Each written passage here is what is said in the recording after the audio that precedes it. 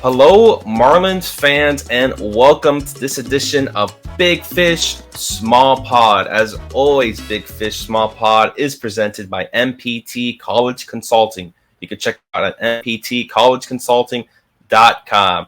And we have another great episode of my series. We'll be conducting interviews regarding Marlins' newest draftees and reporters and local media outlets on those players. Today's episode will be conducting an interview talking about Aiden May and Micah McDowell from the Oregon State Beavers with Ryan Harlan from Beavers Edge Rivals. Ryan, I appreciate taking your time out of your day to talk a little bit about these two special players. Appreciate you having me on. So let's first start off with Aiden May. The higher of these two players in terms of draft picks was selected to the Marlins. So talk to us a little bit about Aiden May, his profile, and what he brought to the team, maybe what Marlins fans might not know about the pitcher. So Aiden May came from Arizona, transferred into Oregon State this past year. Beavers were looking for Friday night ace in the rotation after Trent Sellers the year prior, exhausted his eligibility.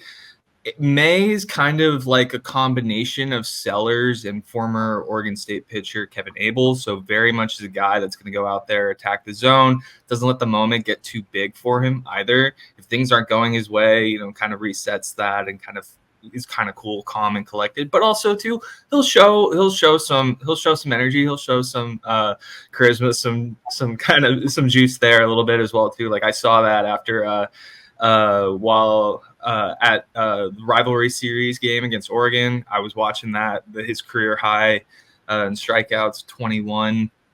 He got checked for sticky stuff just because the Ducks couldn't hit anything off of him at all. And when he basically was going to come out of the game at that point in time, and they were going to go to the bullpen. But that little check was the thing that kept him going, that kept him fired up for that game and kept him in the game to get that career performance. So, yeah, he's very much I would say kind of that kind of mix with just a little, we'll attack that zone pretty well. Yeah, and you mentioned him being a transfer coming from Arizona to Oregon State. Looking at some of his stats, really just improved, tenfold, half his ERA. What was so special about that Oregon State team? What did maybe he bring, and maybe what did they tap into Aiden to get to the point where he was a second-round draft pick? I mean, Dorman, pitching coach at Oregon State, Rich Dorman has done a really good job in developing a lot of pitchers over the years. I mean, Cooper Jerpy is one of the best examples of being developed, and he's rising up through the St. Louis Cardinals farm system right now.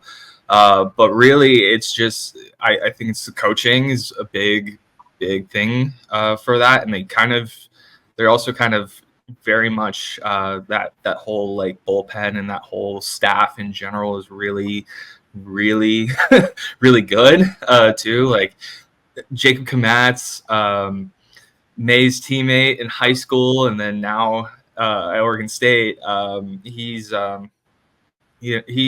could be a Friday guy anywhere else, but having those two guys at the top of that rotation is really big.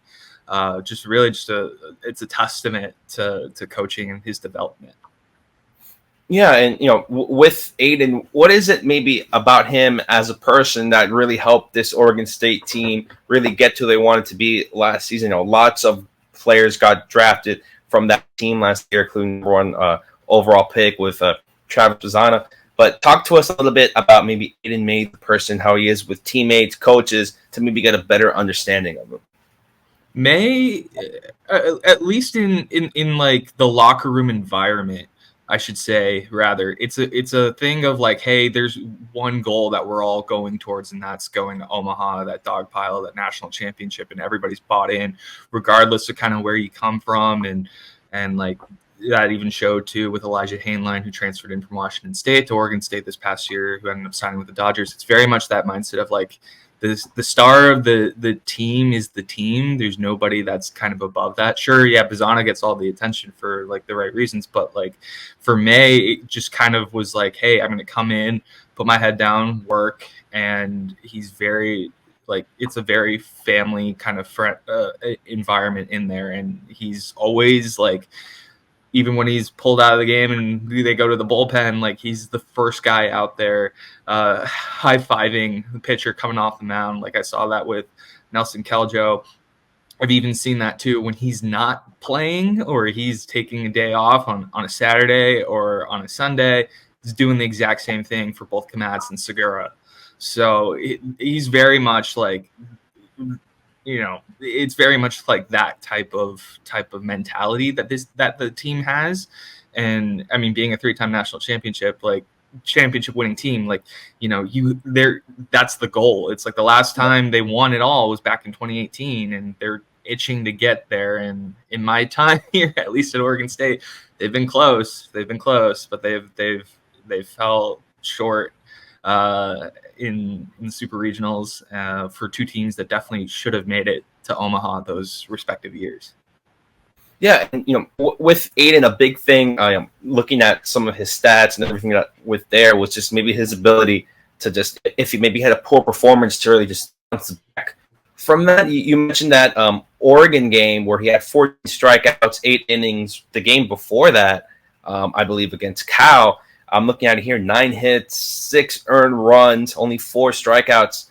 Just what would you talk about maybe his ability to just take out, mentally if he has a bad performance and just, right after it ended up having the best one of his Oregon State career.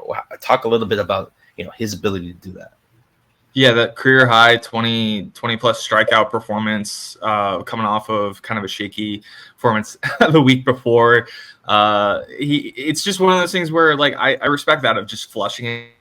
Like I know I didn't have the best outing, but we got a job to do. This is a big game. This is a big rivalry game. Like this is, one of those moments where I'm like, hey, like you got to lock in. And arguably the biggest like games at Goss outside of a regional or super regional is that Oregon series. And that's something where like it's, it's one game and be like, okay, go on to the next one, keep going at it, not like letting that performance get to him. He's very much kind of, hey, I had a bad performance, I'll flush it out, move on to the next. Like that's the best way I can kind of describe that. Yeah, and to go ahead talk about the next player that the Marlins did draft from Oregon State, going down to the 17th round, Micah McDowell, outfielder. Talk to us a little bit about Micah, maybe his ability there, senior leader from Oregon State. What did maybe he bring to the team to that point? Because you mentioned, it's a team where high draft picks, Bazana, Aiden May, Mike probably maybe fell a little bit, a very underrated pick by the Marlins. What would you say a little bit about Micah, his time with the Beavers? Micah's been one of those long veteran presence that's been on the team for a while, always hitting that 2-hole right behind Bazana's guy that can get on base. Arguably, I think for this season in particular, like sure, Bazana was, the one that everybody kind of pitched around and intentionally walked at times. But like at the same time, if you do that, you got Micah McDowell who can put the ball in play anywhere on that field. And I think part of the reason why he fell as much as he did was he was injured and that missed some time. I know Brady Casper, fellow teammate of Micah's, also missed some time with some injury, and even Aiden May did too. But like regardless of injury and performance, I think that Micah is a guy that can kind of come in there and adjust pretty well to the MLB speed. And even with like Bazana's success this season, I think part of you can attribute that a little bit to McDowell. Like McDowell is very good, very underrated player. I mean, that lineup for Oregon State this past season, I mean, Bazana lead off, and then you have a very deep 2 through 9 spot where anybody can put that ball in play, and even the bottom half of the order is just as deadly as the top. So I really do think that like McDowell is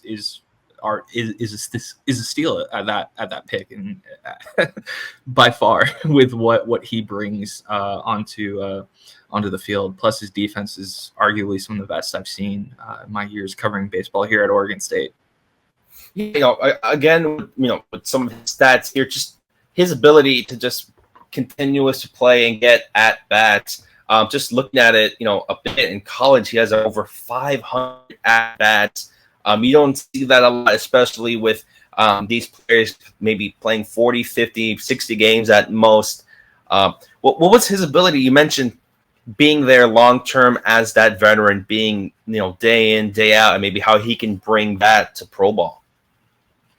That I would kind of say that like the way that Canham and Ryan Gibson kind of go about the whole plate approach is like kind of sitting for that pitch that you're gonna take, or like, hey, let the guy walk you. Like they always will kind of go for those counts. Like even McDowell can draw a lot of walks as well too, and just having those kind of the amount of appearances and that kind of plate presence is something that's really big for him. Just seeing that a ton at the college level, and I think that only benefits him there, and even to like that sort of presence of wanting to do whatever is needed for the team to win. That's something that easily I think is translatable over to pro ball.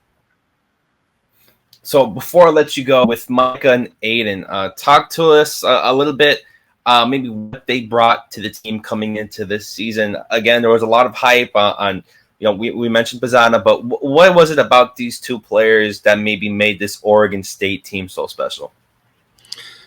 Starting with Aiden May, I think that really, like, he was the guy that I think a lot of fans kind of could point and say, hey, if we need to win this at the time before the Lexington Super Regional, I should add, it's like, hey, we're probably in a good spot where we could win 2 games in a row on the pitching of both Aiden May and Jacob Kmatz, because those 2 guys were good 1-2, and then sure, if it needs to go to a game 3,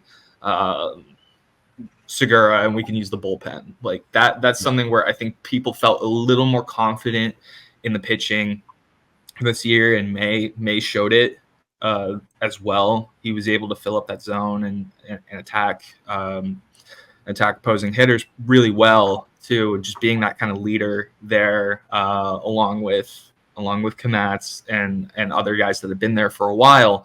And then McDowell, I mean, that the guy that spent 5 years at Oregon State, has seen a lot of success, a lot of failures as well too. I mean, not being able to make it back to College World Series, that's I think anything kind of short of that for Oregon State, it's considered a disappointment a little bit, especially too for what this team was capable of this year. This was definitely a team I thought that could have made it Omaha. It's just a few things didn't go their way in the course of the season. They ultimately had to play a Super Regional on the road.